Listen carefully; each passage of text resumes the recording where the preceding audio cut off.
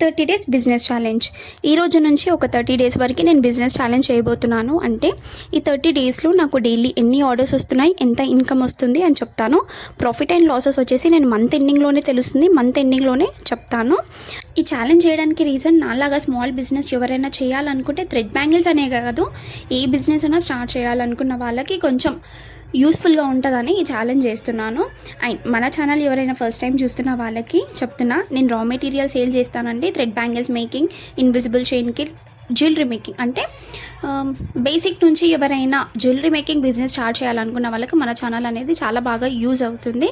ఒక్కసారి స్క్రీన్ మీద నా వాట్సాప్ నెంబర్ ఉంది, క్యాటలాగ్ చెక్ చేయండి. మీకు ప్రైజెస్ అన్ని రీజనబుల్గా ఉంటేనే మీరు ఆర్డర్ అనేది ప్లేస్ చేసుకోవచ్చు.